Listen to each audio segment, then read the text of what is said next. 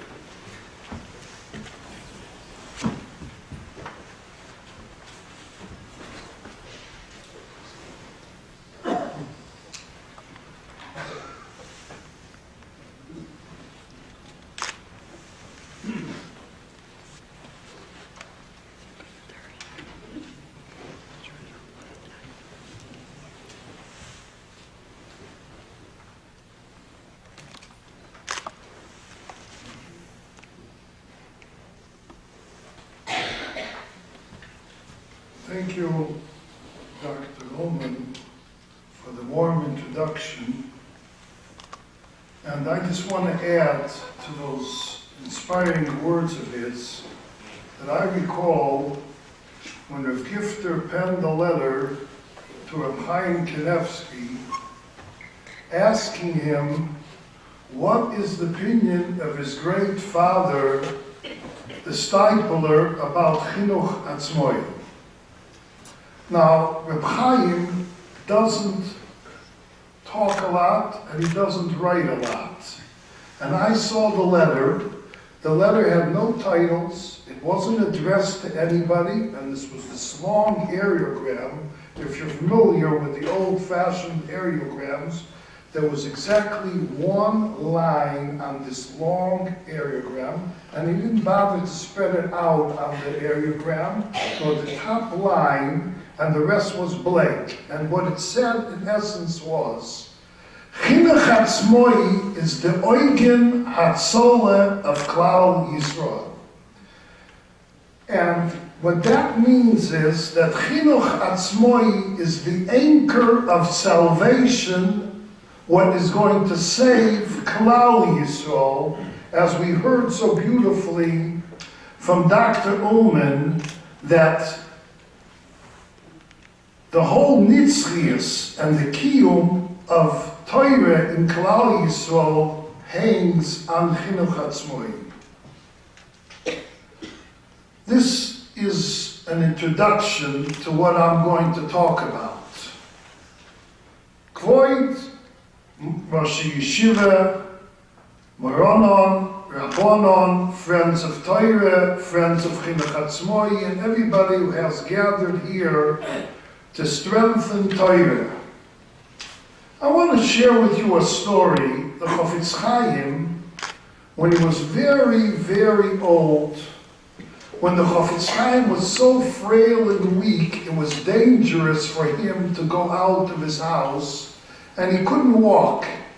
And then there was this meeting that was taking place in Bialystok. And the Chafetz Chaim was adamant that he has to be present at this asifa. Chafetz Chaim could not walk. They carried the Chafetz Chaim to a carriage that was waiting outside his house. And then they carried him from the carriage into the train. And then they carried him again from the train to the carriage. from the carriage into where the Asifa was taking place, and the Chofetz Chaim begins to speak. And the Chofetz Chaim said, believe me, if people would have offered me large sums of money, tens and tens of thousands of dollars to come here today, I would not have been here today. And then the Chofetz Chaim says, believe me, that if this Asifa would be in regards to Chizuk mitzvahs, even if it would be a question of 100 mitzvahs, I would not be here today. But you know why I'm here today, the Chofetz Chaim said? Because this is not a question of many mitzvahs, but it's an Asifa for Chinuch HaTorah, which is the kiyum of the Yadis in Klal Yisrael. And if we don't have Torah, then my life is worthless. And therefore, even if it's dangerous for me to come here, I'm here. Because how can I sit home when it's a question of the nitzchias of Klal Yisrael? And when Rav Shach used to relate this story, he says, can we begin to fathom how valuable one mitzvah was by the Chofetz Chaim? How the Chofetz Chaim used to trek from city to city to be mechazik yidin in one single mitzvah. Can we begin to imagine what it means, 100 mitzvahs by the Chofetz Chaim? And nevertheless, the Chofetz Chaim said he would have not have traveled. Can we imagine how dangerous it was for the Chofetz Chaim to travel if he was ready to forgo, to come to an Asifa of a Chizuk of 100 mitzvahs? And then the Chofetz Chaim says, this pales and has no comparison when it's a question to Chizuk HaTorah, of Yeshivas, of Moistus HaTorah. This is the kiyum of the Netzach Yisrael, Lo Yishaker. And when we come here tonight for Chizuk HaTorah of Chinuch Atzmai, there's no words to describe how the whole kiyum of Klal Yisrael rests on Chinuch Atzmai. Can you begin to believe the numbers, the staggering numbers, and the deficit, and the budget of Chinuch Atzmai? You're talking about over 100,000 Yiddish Nishomis Kain Yirbu. We can't begin to understand what we're talking about. All of the moistus throughout the length and the breadth of America maybe equals up to 40,000 from every city together. And when you talk about Chinuch Atzmai, the system that encompasses over 100,000 Talmidim and Talmidas, Yeshivas, Ktanas, Beis Yankivs. It's mind-boggling what we're talking about. The greatest moisid that there is today and maybe in the history of Klal Yisrael, that under one umbrella we should be talking about the whole Torah Yiddishkeit in Eretz Yisrael. That's what we're here tonight for. There's nothing that can compare in any way to what we talk about Chinuch Atzmai. You know, the Gemara tells us in Sanhedrin Daf Chof, Sheker Achem, the Hevel HaYoifi, Isha Yiras Hashem Hi Tizhalo. And the Gemara says, Sheker Achem Zed Doirei Shel Moshe, Hevel HaYoifi Ded Doirei Shel Yeshua, Isha Yiras Hashem Hi Tizhalo. Which is the generation that's worthy to be the most praiseworthy? This is the generation of Chizkiyahu HaMelech. And Rashi explains, Doirei Shel Moshe, the door of Mekablei HaTorah, they learned so much Torah in that generation. What could they do going in the mid where there was nothing learn. Darish Yeshua comes in after 40 years in the Midbar under the tutelage of Moshe Rabbeinu, and then you have a Yeshua, Rabban Shal Yisrael, that's Lo Yamush Mitoich Ha'oil, and he's leading Klal Yisrael, and you look up and you see such a holy leader that's immersed in Torah in such a degree. That generation, when they came into Eretz Yisrael, they were so inspired and so elevated. The Kedusha of Eretz Yisrael, and nothing was important for them, just Torah. And nevertheless, all that is sheker, hevel, in comparison to Doirei Shel Chizkiyahu. The amount of Torah that was learned in the times of Chizkiyahu was far greater than what happened in the times of Moshe and Yeshua. The Gemara tells us, Budku midon vad Beersheva mikvas valam tifris. From the length and the breadth of Eretz Yisrael, from one side of Eretz Yisrael to the other, you couldn't find a tinoik v'tinoikis, ish v'isha. Nobody in Klal Yisrael was ignorant from Torah. Everybody was only busy learning Torah. If you learn the Novi Yeshaya, you see what the Pasuk says. Everybody threw away their businesses. They threw away, they weren't plowing their lands. Elef, Geffen, Lizayisu, L'Shomer. Nothing was important in the times of Chizkiyahu. Chizkiyahu made such a Torah revival in Klal Yisrael. Everybody was busy learning Torah. The Bati Knesias and the Bati Midrashas were full to the rafters. And they were learning in the wee hours of the night. How did he accomplish that? The Gemara tells us that Chizkiyahu took a sword, and he was not cherev al Pesach beis hamedrash, and he says, "Kol mi she'eino oisik b'Torah yidoker b'cherev zu." He said, "If you don't learn Torah, I'm going to kill you." And when everybody heard that they're in sakonis nefoshes if they don't learn Torah, the danger that's involved, everybody flocked to the Beis Medrash. Now there's an obvious question in the Gemara. The Gemara says that the Bati Midrashis and the Bati Knesias were full, but the Cher was only al Pesach Beis HaMedrash. There was no sword on the Pesach Beis HaKnesses. Why didn't he put a sword on the Pesach Beis HaKnesses as well? And what prompted Chizkiyahu to make such a harsh and cruel gezerah that if you don't learn Torah, Chalila, we're going to kill you? And I believe the answer is, who was the father of Chizkiyahu? His father was a Rosha Merusha, Ochos or Rosha. You know why he was called Ochos? Because he closed up, Chazal say, all the Bati Knesias and the Bati Midrashas, it says in the Medrash.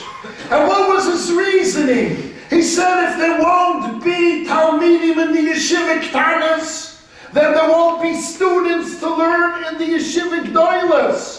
And then we won't have Talmidei Chachomim, and we won't have Torah leaders to look up to guide us. Ochos Arosha wanted to eradicate Rachmana litzlan, lahashmi, lahareg, and destroy Torah from Klal Yisrael. You know what that caused? That hanhogir, that caused the churban of the Aseres Hashmotim. The Aseres Hashmotim went away from Torah, and they looked for the pleasures of the world. Chizkiyahu HaMelech understood that Klal Yisrael is in a danger. Sancheir's army is camped outside of Yerushalayim, and they're ready to overrun Yerushalayim, 185,000 Roshi Tzoveh. How are we going to exist in such a terrible sakona that's overcasting Klal Yisrael. And he thinks the Eitzah is to counteract what his father did. And he wanted to ensure that Klal Yisrael will have the Koyach HaTorah. And it's only through the Koyach HaTorah that we can stand up against our enemies. It's the Koyach HaTorah, as it says in the Medrash, when Yaakov was hiskin shloisha drog vorim, Torah, Doireh, Tvila. It doesn't say Torah. It says Mochame, but if you look in the Medrash says Mochame means Torah. This is the Mochame of Klal Yisrael, and it proves it from Chizkiyahu HaMelech. The way to go against our enemies is not to take yeshiva like Rachmana litzlan out of the yeshivas, but to bring them into the yeshivas. Try to intensify the Koyach HaTorah. When there's Torah in Klal Yisrael, Oim desoyu agleinu b'sharayich Yerushalayim, mi goram sheyamdu, that Klal Yisrael can stand up against our enemies. It's only through Torah. And Chizkiyahu understood that. So Chizkiyahu makes a master plan. And he puts a cherev on the Bersach Beis Hamel. He says, this is where the battle is. This is the Mokim HaMochame. Where is the battlefront of Klal Yisrael? Where do we wage our battle? The Sarts of War came to Yeshua and told him, I understand you got to get them in the Beis Medrash, and he warned on Bittul Torah, because the general in Klal Yisrael understands this is where the battle is being fought. Chizkiyahu says we got to get our power against the enemy. Now Chizkiyahu doesn't want to force children to learn Torah. When you force children to learn Torah, then it's not going to have a kiyum. B'nei Knesiyos, it says in Chazal, that's where children learned Torah. But in Midrashim, in the place where the older people learn Torah. Now children will follow their elders. When a child sees how much the parent values Torah, he sees the father learns Torah, then he's automatically going to follow suit. You know what the Alshich teaches? V'shinanto lebanecha v'dibarta bom. If you want to have atzlocha with your children, the only way you're going to have atzlocha in your children if your child sees you learning Torah, and not just with your son. It's your doer, the Maisa with Rabbi Yaakov, Zeichat Tzadik Livrocha, that Rabbi Yaakov said, a parent, better learn by yourself than learn with your son, that your son should see how much you value Torah. Somebody once came to the Ger Rebbe, and he told him, I'm having a problem with my child. My child doesn't have a gishmak in learning. Can you give me an eitzah how my child should get a gishmak and a desire to learn? And the Ger Rebbe says, let me ask you, what is your schedule? How much Torah do you learn? He says, oh Rebbe, I have to tell you, I'm so fayot, I'm so busy, I'm so bogged down with my business, I can't really set up a time every day to sit and learn Torah. But when I get a free moment, then I sit down and learn Torah. You know what the Ger Rebbe said to him? The Ger Rebbe told him, I'm certain that just like you want your son to learn Torah, your son is going to want his son to learn Torah.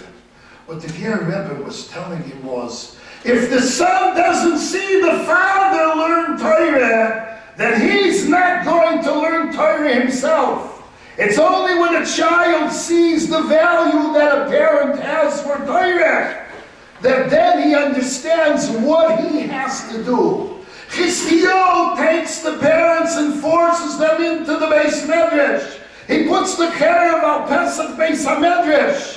And when children see the parents learning Torah, they're automatically going to appreciate and value Torah, and they too are going to learn Torah. My Zayde, the Lutzkirov, Zecher Tzadik V'Kodesh Livrocha, in one of his shmuasim, he says, there's something that's not explainable, and that is anti-Semitism. The sinner that we're experiencing in the last 100 years is mind-boggling. There was always sinner. Since Matan Torah, sinner was there because they're jealous of us. But why is it that in the last Kufa it reached such proportions like it never was? Rahman al-Islam, in the Second World War, they shechted ois more than 6 times, 10 times the whole Yotzei Mitzrayim. Why such a great sinner?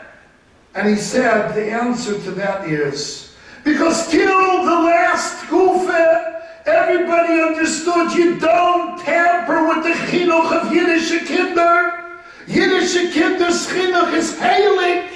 If you want to know what causes the Rebbeinu Shalom to love the Yiddish children, why does the Eibishter love Klal Yisrael? The Pasuk tells us, Ki yidativ leman asher yitzave es bonov es beisai achrov. Avram Avinu, with everything that he did, with all the chesed, but one thing is singled out, that Hashem loves Avram. Why?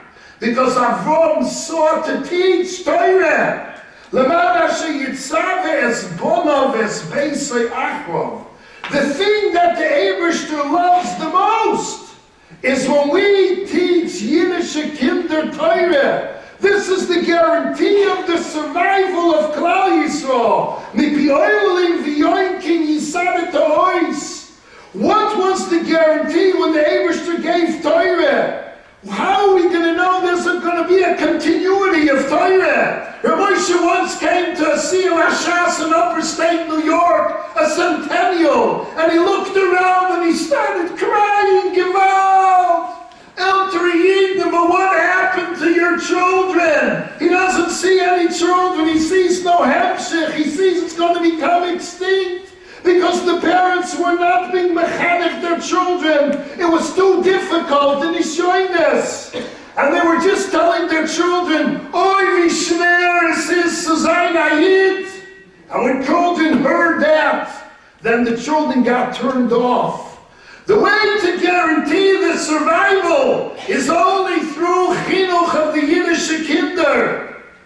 When Chalila, we tamper with the source of our ahava, then it brings out Hofach libom lisnoi la'amoy. It's not a tema. It's not an occurrence. It's not a mikra. It's not a happening. All of a sudden, the sin is rising and rising. It's only because Rahman al-Islam in Eretz Yisrael, there's more than 1 million children that Rahman al-Islam are being mischanech with kvira. They don't even know there's a Moshe Rabbeinu. They don't even know there's a Shabbos. What's going to guarantee the survival of Yiddishkeit in Klal Yisrael?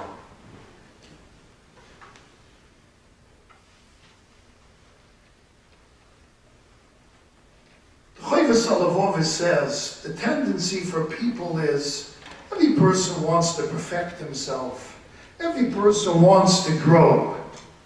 But the Chovos HaLevavos says personal growth is not our ultimate goal in this world. Our goal in this world is Ziku Haram. And he says a mashal with 2 merchants. 2 people come into a city and they have wares to sell. One person has a precious diamond that's worth a lot of money, but he only has 1 solitary diamond, and he sells it for a hefty profit. He makes himself a few $1,000s. And then there's another guy who comes along with a whole load of schoire. And each sale is not so great, but when you add it up, the sum total of all the wares that he spread out, he made such a greater profit than the other person, because he had the koyach of Ziku Harabim. And the Chovos HaLevavos says a person has to make that cheshbon. Moshe was zocha v'ziko es harabim. Schus harabim told the boy, then if you have a part in the tzibor, in the rabbim, Look how greater your chelik is. You know, there was a story in the times of the Chofetz Chaim. His president of the board one time tells the Heilige Chofetz Chaim, you know, I'm resigning. And he told him, because I decided I want to sit down and learn. And why am I all this time helping support the yeshiva of Radin when I can myself be sitting and learning? It seems to me that's more important. And the Chofetz Chaim says, no, you cannot resign from your position because we need you. And the Chofetz Chaim went on to explain with a mice and with a moshel. And he says there was somebody who was supplying planes to the army. And any time they went to war, they knew they could rely on this particular individual. He's supplying them with planes. And then the person thinks to himself, why do I have to supply planes for other people and I can't be really in the action? Why don't I learn to become a pilot? And I'll fly my own plane, and then I'll be doing much more for my country because I'll throw down bombs and I'll destroy the enemy. Why do I have to be a supporter of Torah? Why do I have to be machzik Torah? Why don't I sit down and learn myself? And you know what happened? That person decided he's becoming a pilot, and after he became a pilot, he felt so good for himself. He was throwing bombs and knocking out the enemy. And in the meantime, he closed up his business. And as the war went on, and it came a critical moment in the war, and they needed more planes, they were sure they used to always go to this person who supplied them with the planes. And they come to his door and they see a sign up, sorry, we close shop. And we're not open and we have no planes to supply. They were devastated. And they came over to this person, he says, the nerve of you to close up shop when the whole battle was dependent on your supply. We needed you to supply us. And the Chofetz Chaim told that president, you have a chelek in all the Torah of the yeshiva. Your support is what's integral for the kiyum of our Torah. It's also for you to close up and decide that you're going to stop. You know, Rav Shach sometimes used to tell people similar to what the Chofetz Chaim said. And he used to tell them, can you imagine you're going to come up in Bezdin Shomala and we're going to give you credit. You adopted this child. You helped this child. And you have a chilek in the Torah of tens of thousands of people. And he says, you know something? I'm a kind of you. I think to myself that maybe your chelek in Olam Haba is greater than my chelek. I learned Torah, but you support Torah of so many people. How great is your chelek going to be in Olam Haba? The Shach used to always say, Chinuch Atzmai is the Yesod and the Kiyum of Klal Yisrael. And he used to relate a story that took place when they went to be Miyasid the Beis Yankiv movement. And he said the Beis Yankiv movement was started and there were many people that were against the Beis Yankiv. It's something new. It never was in Klal Yisrael that they taught girls. And many people said, Chodesh Osem in HaTorah, and a delegation comes into the Chofetz Chaim, and this delegation tells the Chofetz Chaim all the reasons why they should not teach Yiddish Meidlach. And at the same time, it happened to be another delegation came in, and that was the delegation that was the one that started the Beis Yankiv movement. And the delegation of Kanoim who came into the Chofetz Chaim to reason why they shouldn't make, and he shouldn't put a stop to it, were certain the Chofetz Chaim would put a stop to it. And they were surprised. And the Chofetz Chaim said to himself, Gewalt, how come I didn't merit to have a schus in establishing the Beis Yankiv movement? This is going to guarantee the survival of Klal Yisrael Adoros. The Chofetz Chaim Baruch Kotzah understood, can we imagine today would be like if we wouldn't have the Chinuch Habonis of all these Meitlach? The houses, of what kind of houses would our houses have been if we wouldn't have Yiddish Meitlach and value Torah and encourage their husbands to learn Torah? The whole kiyum of Klal Yisrael is only thankful to the Beis Yankiv movement. And the same thing, Chinuch Atzmai is established as the kiyum. This is a schus gadol v'noireh that you can have to be part of the kiyum of Nitzchias of Klal Yisrael. I want to share with you a beautiful medrash. The Medrash says that when a person has an opportunity to do a mitzvah, he should do it with his full heart. He should do it b'leiv sholem. And the Medrash says a few examples, and it says, Ilu hoya Reuven Yedeya. If Reuven would have known that the Torah would write on him, Vayishma Reuven Vayatzileu miyodam, he would have went and carried Yosef al Kseifa back to his father. Ilu hoya Aaron HaKohen Yedeya Shakosuf Machtiv Olav, that Aaron V'roach V'somach B'liboy. He would have went out with two people from the Choilis. He would have went out with an orchestra on Kegin. Moshe. Ilu hoya Boyas Yedeya, that the Torah would write on him in Rus, Vayitzmet Lakoli, Vatoichal. He would have given her a Koli before Thomas, he would have gave Rus. And my great uncle, the Rosh Hashiva of towns, the Belimeyer Bloch, asked the question, who are we talking about? The most holiest people that ever lived in Klal Yisrael, Shiftei Korah, Aaron HaKohen, Boyas. Are we going to say that they're motivated because their name would be written in glorified words? We maybe live in a way that we can get publicity and covet and recognition, and even to get recognition in the Torah, which is Nitzchias. But is this a motive for Aaron, for Reuven, for Boyas? And he explained it so beautifully, and he said as follows. Many times we belittle the thing that's in front of us, and we think, what did Reuven think at the time? Oh, my brother, I have to show some brotherly love. A nice gesture from my part to my brother. But did he think for a moment that saving Yosef is the eternity of Klal Yisrael? If Chalil and Reuven wouldn't have stepped in, and Yosef would have been killed, what would have happened to Klal Yisrael?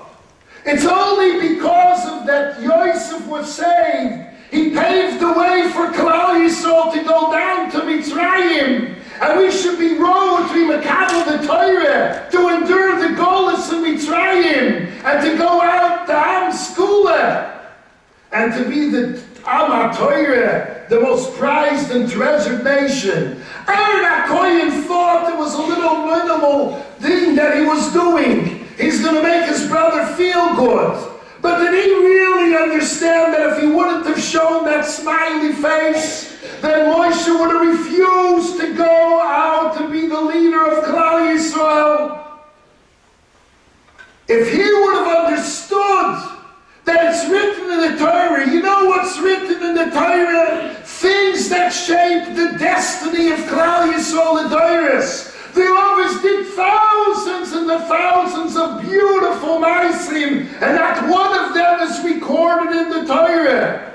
Which Maisim are recorded in the Torah? Those Maisim that shape the Nitzchias of Klal Yisrael, those are the Maisim that are recorded in the Torah. And the same is true with Boyas and Rus. Boyas thought he's nice to Ger, Gioiris. But he didn't realize that with this he was planting the seeds for Malchus Beis David, for the Nitzchias of Klal Yisrael. If he would have really understood it, so the Medrash says whenever a mitzvah comes your way, nobody can really recognize how important, how significant the mitzvah is, that this mitzvah maybe will build the Nitzchias nitzchias of Klal Yisrael. If you would go to a mitzvah in this way, you would see to jump to the opportunity that's coming your way. And the Medrash continues. Now that Torah is recorded and it's finished, who records our Maisim today after this Chasimas HaTanakh? And the Medrash says, Eliyahu Umelech HaMashiach writes down our Maisim today. And he says what that means is, we too have opportunities coming our way to build the Nitzchias of Klal Yisrael. Those Maisim that shape the destiny and the Nitzchias of Klal Yisrael, those are the ones that are recorded by Eliyahu and Melech HaMashiach, because they bring the Netzach Yisrael, Lo Yishaker. Now, boys, maybe sometimes it's hard to recognize when you're given the opportunity to shape the future of Klal Yisrael. But here it's so crystal clear. It's so easy to recognize. It's so clear that this is the Zach that's shaping the whole Asidus of Klal Yisrael. The whole Torah of Eretz Yisrael is abhängig. Everything is going to be determined if there's going to be a Chinuch Atzmai or there's not going to be a Chinuch Atzmai. You know, when I saw the figures, I'm a little familiar with the facts and the figures. And then when I come outside and I see plastered across the wall, the budget of Chinuch Atzmai, I think it said they're like 174 million shkolim. It's $174 million. I think it's a staggering. I can't count so high. $174 million. A deficit of close to $20 million. Can you imagine what we're talking about? This is the survival of Klal Yisrael. If Chalila were going to let this fall, then Rahman al-Islam, the whole future of Eretz Yisrael, of Yiddishkeit, is in danger. Not just in danger from our enemies that will overrun us because we don't have the Koyach HaTorah to stand up against them. But the Kedushas Yisrael, the Nitzchias Yisrael, what Am Yisrael stands for, all of that is dependent on Chinuch Atzmai. And you know, that's why this was one cause that all Gedolei Yisrael, all were mishtatif and were moiser nefesh for Chinuch Atzmai. My Zayn, the Lutzkirov, was beroish of Chinuch Atzmai in Eretz Yisrael. And he worked hand in hand with Rabbi here in America. Rabbi took upon himself the achrayus to give the money and to collect the money. And Rabbi trekked from place to place, day after day, a whole year, non-stop for Chinuch Atzmai. Chinuch Atzmai took precedent over his own personal Lakewood Yeshiva, even though he understood that Lakewood is going to be the kiyum of Klal Yisrael, but he understood still what's superior. Chinuch Atzmai. If you gave him a donation for his yeshiva when he was collecting for Chinuch Atzmai, he refused it, and he says, give it better to Chinuch Atzmai. Reb Aaron, when he went out, he didn't build a yeshiva. He was living in a building, of a dilapidated building, and he wanted so sorely to increase the building and to put up a new building. But as long as he wasn't comfortable that he collected enough funds to establish Chinuch Atzmai on a strong ground, he wasn't ready to part from his achrayus for Chinuch Atzmai. Until the last day, I saw letters throughout the years from Reb Aaron to all the Rosh Yeshivas, back and forth, expressing the tremendous achrayus that we have and the tremendous schus that we have to be part of this Chinuch Atzmai. The Gemara tells us in Baba Basra, Maisa b'mun mizamelach. You know, people like to hoard money. People like to save money. They're always worried that they want a comfort level. And they're always worried they don't have enough money. You know, there's a Chassidish Weltel, it's a Kotzker word. The Kotzker says he's looking to find that one child that the whole world is saving for. He asked a person about 250 years ago, who are you saving all that money for? Oh, I'm saving it for my child, that he should be comfortable. Then when that child grows up and he doesn't spend any of it, he asks him, what are you doing with all that money that your father saved? So he says, I'm saving it for my child. And that's how it goes on generation after generation. So the Kotzker used to say he's still looking for that child that the whole world is saving their money for. You know what happened? There was a time of a Shnas Batzoiris. There was hunger years. And they needed money for tzedakah, for Ormalite. And one Vizamelech is a dynasty of kings, and they're always saving year after year, father to son to son, and it's going on generations after generations, and all of a sudden, a thing takes a turn. Munviz HaMelech squanders the whole treasury that they were amassing for dozens and dozens of years, and the family gangs up on him. And what are you doing, squandering all that money? And you know what he said wisely? Avoisai gonzu lachem. My parents were saving money for who? For somebody else, and we don't even know who that somebody else is. But ani gonasti la'atzmi. When I give, you know who I'm saving for? I'm saving for myself, because l'cha ti yetztokeh. The money that you give is going to come very good in need. We're all going to need those chusim of giving tzedakah. Their Gnisi said didn't bring dividends. There's no interest. When they saved the oitzer in the family, there were no big dividends that were being made. But when you give tzedakah, what kind of investment are you doing for yourself? Every businessman is a wise person when it comes to making a good business deal. This is an opportunity to become rich for yourself. And that's why the Chofetz Chaim paskins that even though there's a shear, you can't give more than a fifth of your panoseh.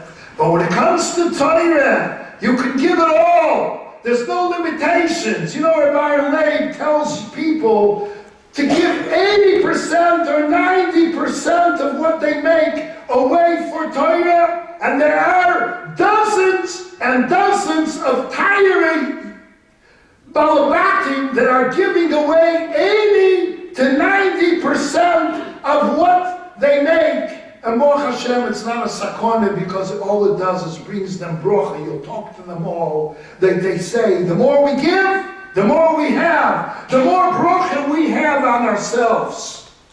We've come together, as you've heard. You know, Dr. Elman said it so nicely that every person has to feel a minimum of taking on one child, and if you could, support a child with a mentor.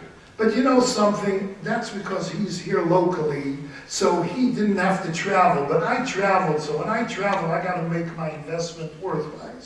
And I got to tell you, I have bigger hasogis, and I'm looking for those individuals that will scream out, I am coming forward to save Klal Yisrael. I understand this is the nitzchis and this is the kiyum of Klal Yisrael. Satmarov used to say, I want to end on a lighter note. Satmarov used to say the tachlis of a parlor meeting really is only one thing. It's not to hear a drasha from me, but it's to give money. That's what you're all here for. You didn't come to hear me, and you didn't come to hear Dr. Elman. You came for one person to give money. So somebody calls out in a parliament and says, Rebbe, I want to give the gematria of Yoel.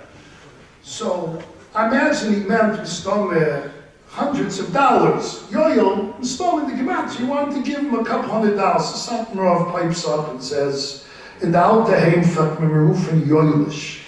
And I would be happier if you give me the gematria Yoelish. Somebody else says, I'm giving Chai. I imagine he meant 18,000. And Satmarov said, Me'art nit even geben gematria Meis. Rabbi say, we need your support. Chinuch Atzmai cannot exist without you. Take upon yourself a city, like Dr. Ullman said. Take upon yourself Netanya. Netanya needs and needs. The amount of Talmidim that they could bring in if they have money, it's astronomical. We need millions of dollars in every city in Eretz Yisrael. I tell you, you give more, you're going to see brachim more. Give and give and give. The Eibusher soll euch benchen b'schus that you listen and you give from yourself and extend yourself far, far above what you were planning to give. The Eibusher euch benchen mit alle broches that are promised to Machzikei HaTorah. Amen.